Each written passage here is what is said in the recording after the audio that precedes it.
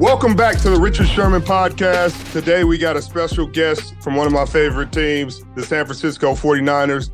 BA, how's the offseason? It's been solid. It's coming to an end now. Right. Well, it's been solid. I had a cool little offseason. Traveling around, chilling, working out. You know how I go. Yep. You get out the country? I went to Mexico. Yeah, I went to Mexico first time. Used my passport for the first time. There you go. Get you a stamp, baby. Yeah. So you feeling good. You know, the BA hype train is back on. Everybody's speaking just like they did last year. You know, you had your first 1,000-yard season. We're killing. I mean, if they showed the clips of when you didn't get the ball, that might be a highlight all in itself. Like, it was times you didn't get the rock and you was cooking with grease. So how did you feel last season went, and what are your expectations coming into this one? Last season, obviously we didn't get done what we wanted to get done. But I felt like we took steps. We had young guys. We had guys that have been there, putting together plans and putting together games and where we played football the right way. So I think last year was a big part in what we want to get done this year, because I was just talking with some people the other day that we know what we have to do to win football games. So even starting off when you was up there, I think we kind of put together a plan of figuring out how we have to play, how we have to practice, how we have to go about our business to be successful on Sunday. So I think we have a core group of guys who understand that, and we could take that from last year. So we're looking to take that into this year and start off that way. Well, I mean, you talk about the best receiver duos in the league, and they for some reason don't mention you and Debo as often as they should. How do you feel about that? And, you know, obviously I know you know what I mean? I watch y'all, so I know exactly what it is, but why do you think that is? I'm not sure. Whether that's, missing games, whether that's quarterback play, whether that's whatever the case may be, it is what it is. So I think we both kind of feel that energy going into this season, and we kind of carried that throughout this offseason.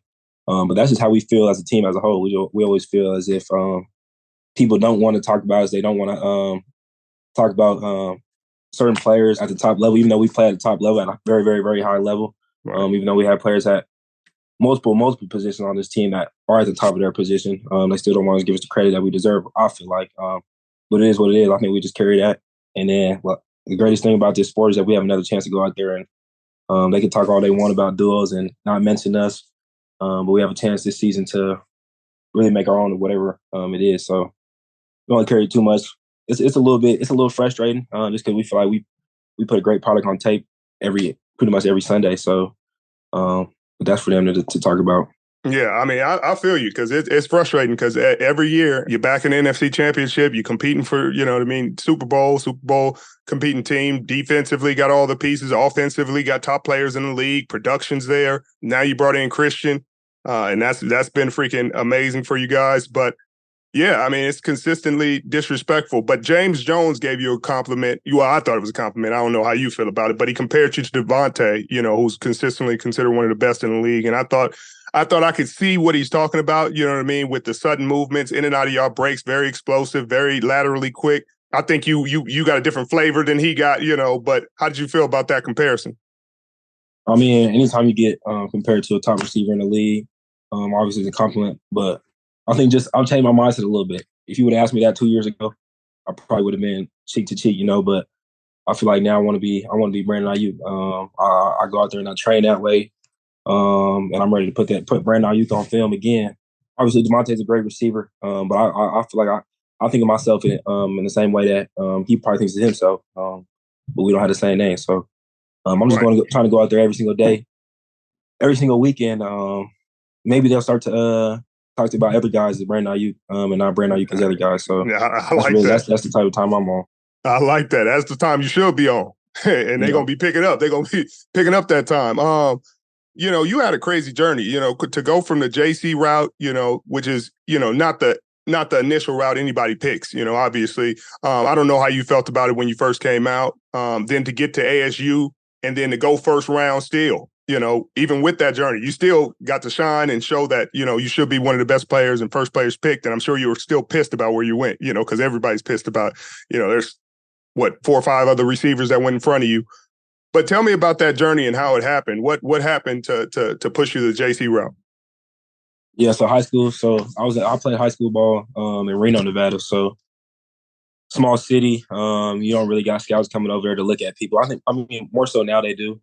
Some guys have paved the way for people to come through there. And I had my own stuff going on. You know, I had my own. I was a young guy, not really going to school, not really paying attention, not really taking anything too serious. So I got by. I got by. I got to graduate, but not really the way I should have to be getting into these colleges, not getting into Stanford. That's for sure. And then, you know, so I went to junior college. My cousin went to junior college up the street in Sacramento, Rockland, California, about an hour away. And then I got to play with some guys. And that was probably my first time where not to say I took it seriously, but to understand where I was in terms of football talent. I got to see guys being out in California that had Division I offers, had these schools coming to go see them. And that's when I realized I could really do this. And then from there, I went to Arizona State, played with Nikhil, sat behind him pretty much for a year, and then had 1 year to go do my thing, and then became a first-round pick. So, yeah. When you were coming out from ASU, did you feel like you were going in the first round? Was that like where your mindset was? Is that what the buzz you was hearing? Yeah. So, I played 2 seasons. I really played a season and a half. My first year didn't play too much, but my second year it was my turn to play. An agent sent me a packet the other day. I was going through my pictures. It was an old packet, and they had me going like 4 to 6 after my junior season. My second year, I was just playing football. And then after the end of the year, you look up, and then now people are mocking you to go in the first round, mocking you to go to early second. Once I put my product out there and I got to compare it to other guys who were going in the first or were doing certain things, that's when I realized, you know, I may have a chance to go in the first round. Right. And how did you feel going to the Niners? Obviously, you know, you being in Reno, it's about as close as you can get, obviously, outside of playing for the Raiders.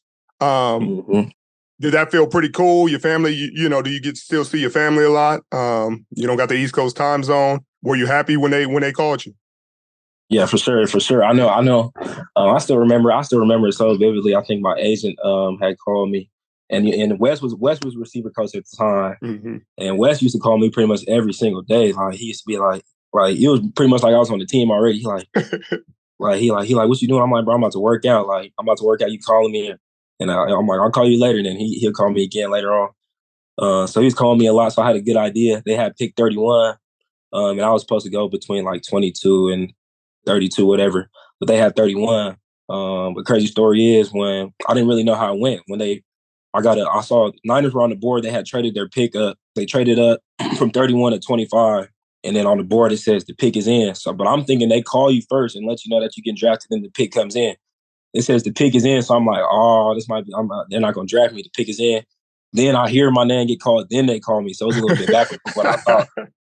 But no, you're right. It's supposed to be the other way. Yeah. So it was a little bit weird, but it was the crazy thing. It's like, I want to, everybody in the room, like you see on the video, everybody's like, what was you doing? Like, was you like, it was weird because like right when the pick came in, like it just went silent in the room. It went silent in the room. And then I just got this weird feeling in my chest. Just weird. It was before everything happened. So it was just weird. It was weird. It played out so crazy. It must have had to be fast. You know what I mean? Once they made the trade, they must have been on the clock and didn't have a lot of time because they usually call first. But that's crazy. That's crazy. Yeah. And your rookie year was kind of tumultuous. You know, enough has been said about that and Kyle and, you know how everything went. But nobody talks about Debo's rookie year. Debo's rookie year, I've never seen a human being get run like that. Like, have you ever seen the kid like in Pop Warner that always got to make weight at the end and is just running around in like the garbage bag right before bro, they used to make Debo run miles. Like, we got a game this week. Y'all making this boy run laps like after practice because y'all want him to lose. He looked fine to me. Yeah, they was working him. They was killing him, boy. I felt bad for him. But he talked about his season last year and how he didn't feel good about it. He didn't use these words, but how he didn't feel like he lived up to what his expectations. So it seems like everybody got that chip on their shoulder this year, and that's usually a recipe for a great season. But I know there's a bad taste in your mouth. Well, there's a bad taste in his mouth for sure about the Philadelphia Eagles and how the season ended, just because y'all didn't get a chance to play the game. Like you know what I mean? You didn't get the chance to see how it's going to shake. because Brock got hurt so early in the game. So how you feeling about that? How you feeling about them going into the season? I think I'm sure you saw last week was pretty funny. He had gone on there, and we done talking about it. It is what it is. We ain't win a championship. They ain't win a championship, so it really ain't much to talk about. That's really what we want to do. But for sure, excited to get back down there again this season. I'm sure they'll make it a big game, a primetime game for everybody watching, and we definitely got that one circled on the calendar. But we got some things to do before we get to that point, but we're definitely excited to get another chance at playing there. No question. It's gonna be a fun year. It's gonna be a fun NFC West. You are in this race. Get in the fight. Yes, sir. What are we gonna do? Oh, shut up! I'm not missing my race. Oh, I'm gonna puke. Don't pick up my dad's car. Yes, we're not going to jail! Oh, crap. Listen, son. You think you're gonna play a stupid video game about cars and you're gonna become a race car driver? All I ever wanted to do is be a racer. I'm doing it. The 10 of you are the best Gran Turismo players in the world. Now is your chance to race real cars. This is insane. It's not gonna work. The guys who race are elite athletes. Your kids are scrawny little gamer kids. That's where you come in. You think you can do the impossible. I'm here to prove that you can't. You get tired, you get sloppy, you get hurt, and you lose races! You puked on my lawn. I know what I'm doing. I'm not afraid. I've raced this track 1,000 times in the game. Let me drive it my way. That was actually pretty great. We have a newcomer this year. His presence is shaking the foundation of the sport. This is the major leagues. The other drivers, your pit crew are going to hate you. Much easier with a joystick, isn't it? I can't see anything! I'm not sure if I can do this. Most people can't. I got a feeling you're not most people. If I lose more than just a race. So I'm not gonna quit. You've got to prove to everyone that you belong. You've raced it, like 1,000 times. Now you just gotta do it in real life. Gran Turismo, based on a true story. What? What is it? Gran Turismo. See, I played the game. I was always terrible. I played the off-road. I always had a Subaru. But this is insane. So the kid is a master at the video game, and they gave him a shot in real life. That's like somebody being the best at Madden and then getting a shot to play in the NFL. I can't imagine what went into these guys' heads, and then to become a professional. Oh man, I can't imagine how all the other drivers react to it, because it's kind of belittling to your sport a little bit, but it has to be super cool for the kid. You got to make it shake. You have to be successful once you get that opportunity. If you fail, then of course he failed. Of course he was going to fail. He's always going to fail because he's not a professional. He didn't go through the ranks. He played a video game. But if it works, man, August 11th, I got to go see this. August 11th. You make sure you be there or you be square, because this seems like one of those ones. The guy who wants a shot, gets a shot, and takes advantage of his opportunity. My kind of movie. But the quarterback situation still got to get settled. And obviously Brock, Kyle has said if Brock's healthy, he's going to be the guy. But this offseason, Sam Darnold came in, and he was a high pick when he came in, and he's a pretty solid veteran. What have you seen from him during OTAs and minicamp? Yeah, Sam looked good. Sam looked good in this program so far in the offseason. From the little that we saw from him, he came in, and I don't think he's been in a system that's similar to the one that we ran. So kudos for him for being able to go out there and put out some good stuff on tape. But I'm excited for him to have another chance at training camp, competing with these guys. Trey as well. Trey looked awesome in the spring. I've talked to Purdy. I've talked to the staff. They're saying Purdy's looking good and he's ready to come. So I'm not too worried about the quarterback position at all. We got guys who who can play the position. Who they got guys who they can get the ball to, and they obviously have a great coordinator and play caller to put everybody in position to bring it all together. So everybody's excited about the opportunity that we have. We're not lacking guys. We don't feel as if we're lacking anything at all. So it's about us, and that's a great problem to have. I remember you used to say it all the time. Not everybody has a realistic chance at chasing the championship this year, no matter what they say, no matter what their fan base say, no matter what their coach says. There's only a few teams that really have a real chance at chasing the championship, and we feel as if we're one of those teams. So we're excited for this thing to get rolling. Like you said, the offseason coming to an end, but I'm not ready for it to come to an end because I'm ready to play football now. It's just crazy because you're a veteran now. Like you're a vet. You're a vet in the room, Man. contract. It's just wild. Man. Like an old man. But how has that changed, like, your relationship with Kyle, your relationship with the quarterbacks, your relationship with Debo and everybody, like the maturity level of just understanding going into this season? Like, I'm not just going out there to like, man, maybe I don't have a good year. Like, I want to make sure every part of this works. Yeah, it's crazy how much you realize you didn't know at all. Like, you don't even understand the significance of every single day as a professional football player on a top team like this. Like, you don't understand it at all. Like, I just remember my rookie year, like, you only think about yourself, really. Like you can't even get in the mind frame of thinking about this other stuff that's going on.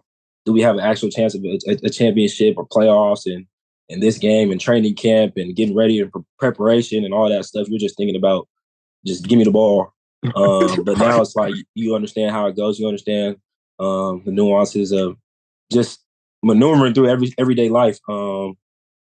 Being a vet on a team like this. So it's been a lot more fun. I can say that for sure. Just understanding how everything goes.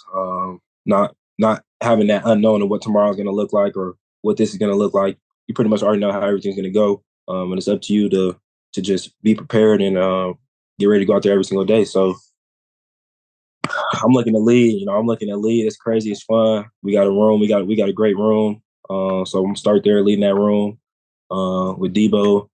Jawan, everybody's excited to come out there and just play football again together. So it's gonna be fun.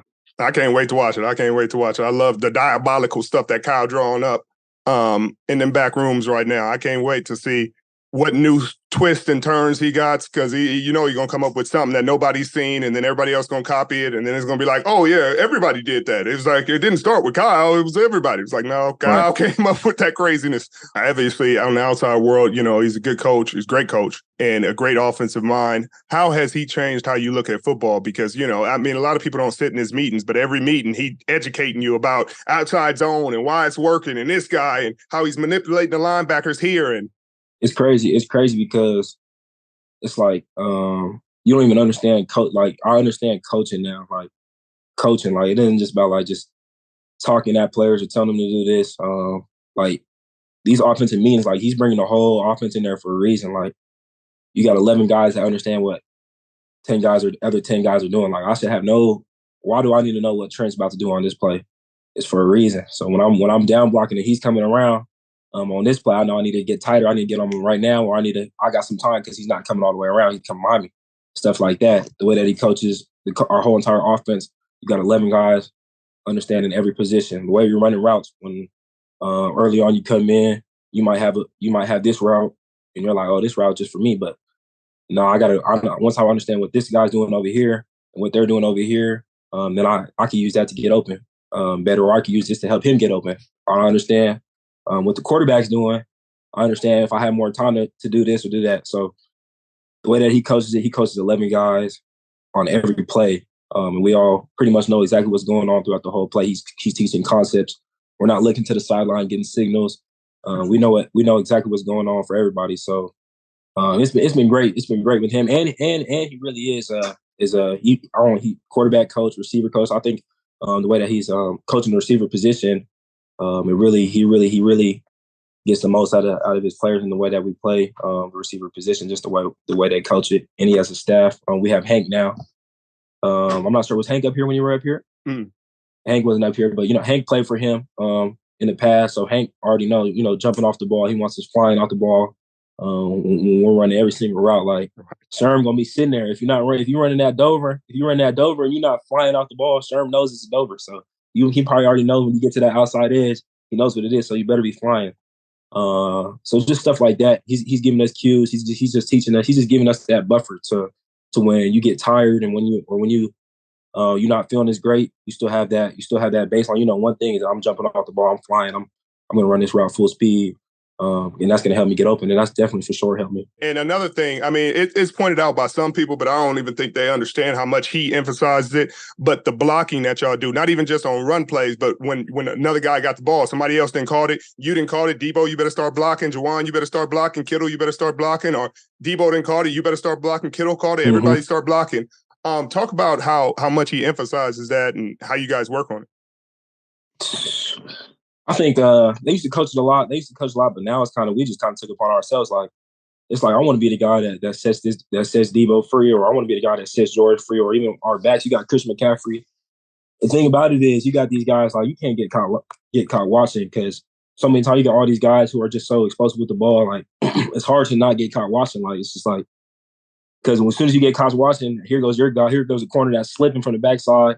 He makes a play he makes the touchdown saving play. And then you watching it on film, and he done already made 4 guys miss, and then your guy makes the tackle because you watching. So we kind of just took on the whole mindset of we just going. You never know when these guys gonna break free. They gonna break free for sure.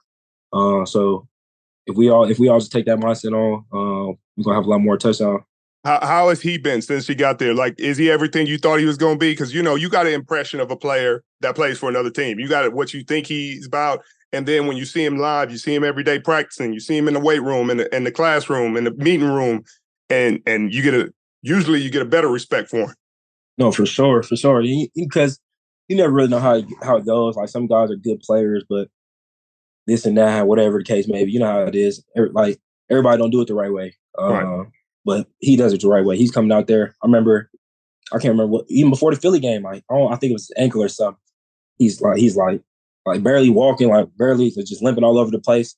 But then he's out there at practice, he's ready to go. Like, they don't want him to practice. He's like, no, I'm going. Then you get to the game, and it's the same thing. Like, he's breaking touchdowns. Like, he was just literally limping. I practiced all week in the training room, like limping around. And here he goes. He breaking tackles in the NC Championship game. Going to go score. So, even just the way that he goes about his business, you see him in the offseason. He comes into OTAs. He has a plan that he sticks to every single day. Warm up every single day. The way how he warms up every single day. The way how he comes in is the same way every single day. I've gained way more. I've already had tons of respect for him as a player, but just the way the dude that he is and the way he goes about his business, it's crazy to see that, especially when you got guys who look up to him and want to be like him. So to see him do it the right way and to do it the way that he does it on a consistent basis is pretty cool. Yeah, I can't wait, man. Y'all got so many dang weapons. I mean, it was cool to see last year. I knew as soon as he got there, it was just going to go crazy, and it did. But obviously, yeah, I mean, you hoop a lot, right? You're a big-time hooper. Mm-hmm. Right? Because that's in your release package. You can tell receivers that hoop and receivers that don't hoop, and corners can tell. I bet you we can. Yeah. We hate y'all. We hate dealing with y'all. Is that split-legged, just yeah. Oh yeah, crossover. We playing basketball on the court. I know you seen that Diggs clip. I think versus the Rams. You literally could put a ball in his head. It looks like he's playing basketball on turf. Right. That's what it is. He gonna go behind the back too. I said, this boy. Yeah. Oh. Yeah. Did you see what Paul George said? Talking about how it'd be easier for NBA players to go play NFL than NFL to play NBA. What did you think of that? I think he's crazy. You know what I mean? I don't think they really understand. I don't know. I think the game translates more to football, but it's not this. It's not just a release. You can release all you want. You can cross over all you want, but you still have to know what you're doing. Because you can get a credit. You know how these dudes, like, you see how these dudes is. You might kill somebody at the line. I was just watching some clips from training camp last year that I had some releases versus Jimmy Ward. And Jimmy Ward, he's not even an outside corner. He's a nickel. Really. Mm-hmm. And you might crush him at the line, and then he's right back in phase. You get 6-7 yards, he's right back in phase. Right. So it's like, I don't know. But then again, basketball is a true talent sport. Like, I feel like in football, you might got guys who can hide on the football field a little bit for some time. I feel like basketball, as soon as you get on the basketball court, if you can't hoop, you can't hoop, and it's going to show immediately. That's the only thing. I agree with that. I think if you can't hoop, you can't hoop. But I think in football, it's such a physical sport. I think that's the part that you either got or you don't got. Like, basketball. We seen Draymond try to go out there, spring ball. Right. It didn't look too good. It don't look good. And you gotta you make that decision early on in your football career, whether you're about that or you ain't about that. Cause you can't hide. Mm-hmm. Eventually somebody gonna wake you up. You Yeah. know. And so that's the part that I'm like, I don't know. I don't know if y'all coming out here and taking major hits or even blocking. Like, it's a grown man sport. You might have to block. You didn't block D ends. Right. Like, it ain't a fun job. Right. Oh, so the expectations for you this year, what you feeling? Pro Bowl or bust? You going all pro? That's my expectation. Of course, that's my expectation. But really, it's just maximizing. I had some play. I'm still thinking about some plays I've left out there last season. Like you said, I had my first 1,000-yard season, but I left a bunch of plays out there. So I'm just trying to maximize. If I can maximize every play that I get, that's the goal for me, and we'll see where that takes me. But I feel like I left at least 3 or 4 more touchdowns out there, 200 or 300 more yards out there.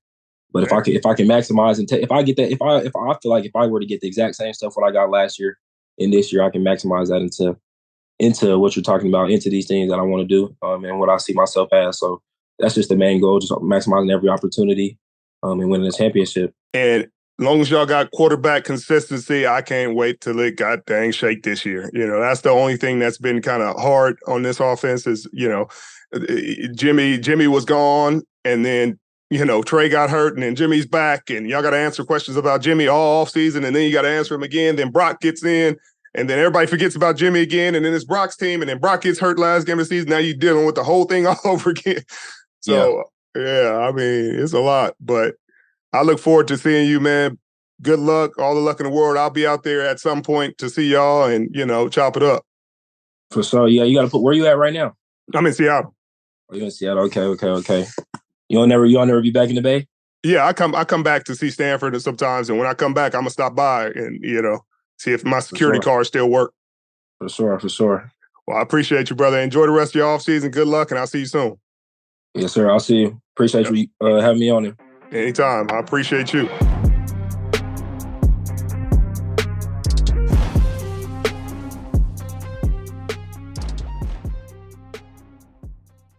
Reminder, every episode of this podcast premieres live on AMP. So download the app, subscribe to me at Richard Sherman to tune in to all of our shows live.